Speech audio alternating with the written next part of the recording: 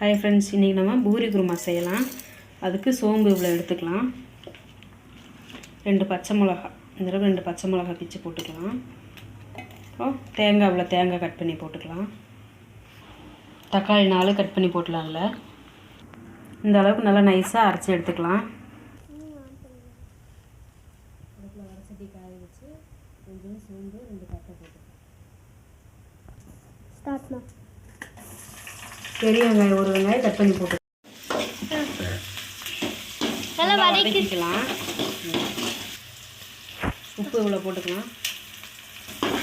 வெங்காயம் வதங்கும் போதே உப்பு போட்டோம்னா நல்லா வெங்காயமே வதங்கிடும். வெங்காயத்துலேயே உப்பு பிடிக்கும், டேஸ்ட்டாக இருக்கும்.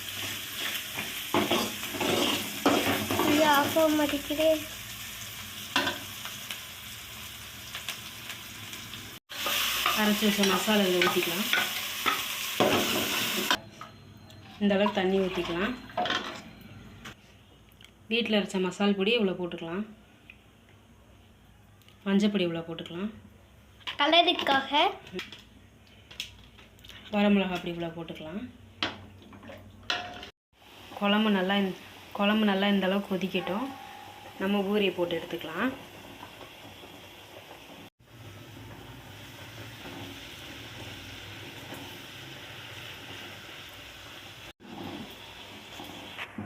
குழம்பு நல்லா இந்த அளவு கெட்டியாக வர்ற அளவுக்கு கொதிக்க விட்டுறலாம்.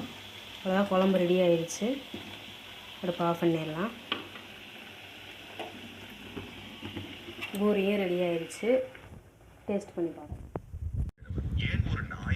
பூரி சாப்பிட்டு பார்க்கலாம் எப்படி இருக்குன்னு.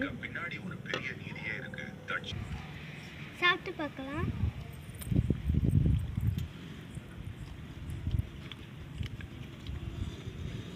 சூப்பராக இருக்குது. இதே மாதிரி நீங்களும் ட்ரை பண்ணி பாருங்க. அப்பா எப்படி இருக்குது?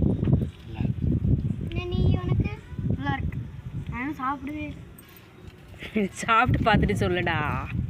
குழம்பு சூப்பர்.